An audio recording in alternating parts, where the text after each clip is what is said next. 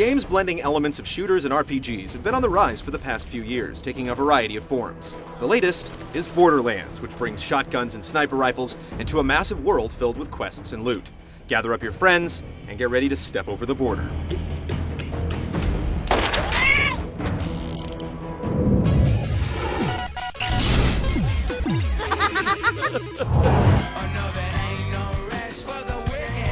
On the planet of Pandora, there are legends of a fabled vault full of alien weaponry, riches, and all things desirable. As one of several off-world fortune hunters, you arrive in the town of Firestone and take jobs from the locals, hoping that they'll provide clues leading to the vault. From the moment you step off the bus, you'll also begin receiving messages from a mysterious woman, encouraging you on your quest and insisting that the vault is more than just legend. Steel yourself and go. I'll be watching. Story, however, isn't a major part of the Borderlands experience, with just a few bits of plot here and there until events start to pick up near the end of the game. The characters you meet have a bit of personality, but mostly serve as bulletin boards, with most of their dialogue taking the form of quest descriptions. I might not have a med school degree, but when you get shot, you'll be happy I'm here.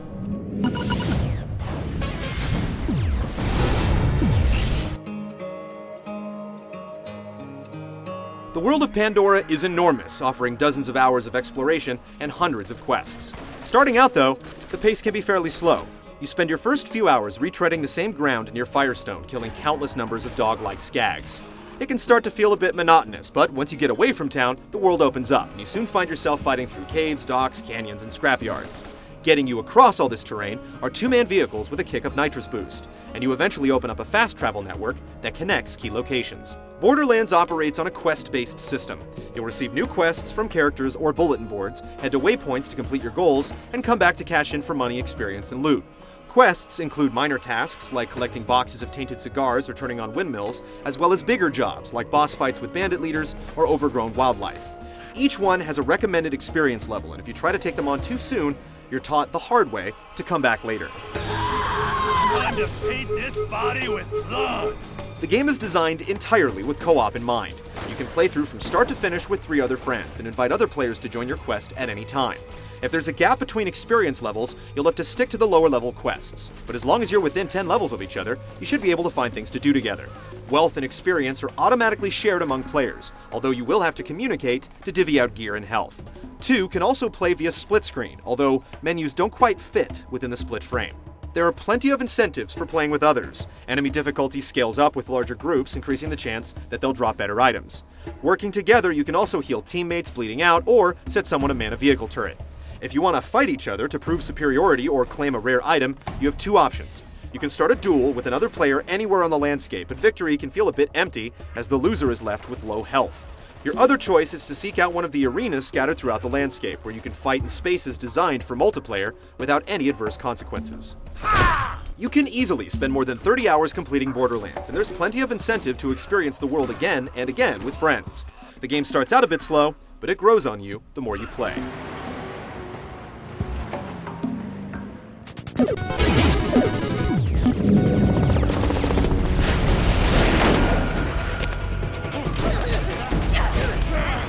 Borderlands looks and plays like a first-person shooter, but with all the crazy augments and abilities of an RPG.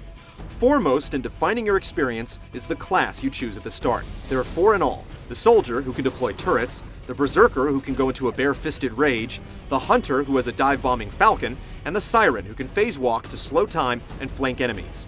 As you progress, skill trees, class mods, and artifacts augment these abilities. A high-level Siren's phase walk can cause fire and electrical damage, while her melee attack puts enemies into a slow-motion daze. Acquiring loot is a big part of gameplay, and as you pillage chests, lockers, and washing machines, you can hold a button to vacuum up all nearby cash and ammo, or to automatically swap out your weapon with one lying on the ground. Vending machines offer up more wares, regularly cycling in new inventory, and periodically offering up special items.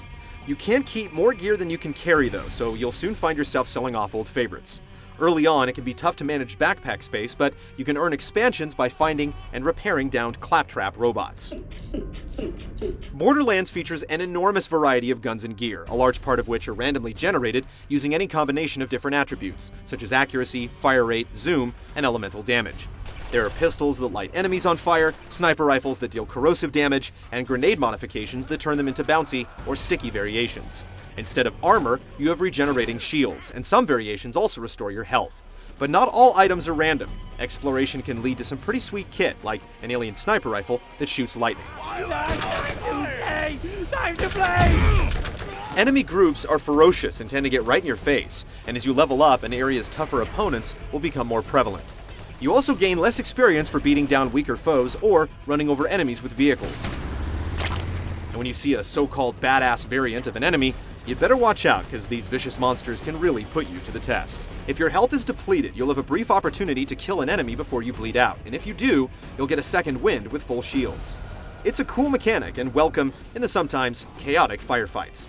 Even if you clear an area, enemies and chests will respawn the next time you return, ensuring that there are no dead patches of terrain when you explore with friends. The AI sticks to its territory until you come close or attack, which can be a little weird as some enemies seem to be staring right at you as you raise your weapon to aim.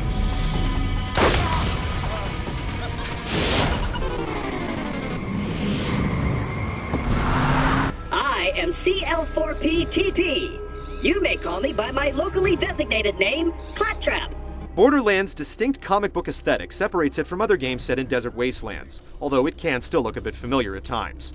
The massive landscapes are peppered with some distinct landmarks like unusual rock formations or a city built in a landfill, and the enemy death animations can be particularly entertaining.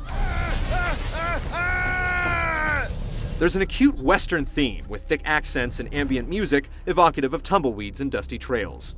On the downside, the world can feel a bit stiff in some ways. NPCs and set-piece items don't react when you shoot them, and there are no ripples when you drive through water. Textures take a bit to load in when you enter a new area, and some close-up shots reveal pixelated shadows.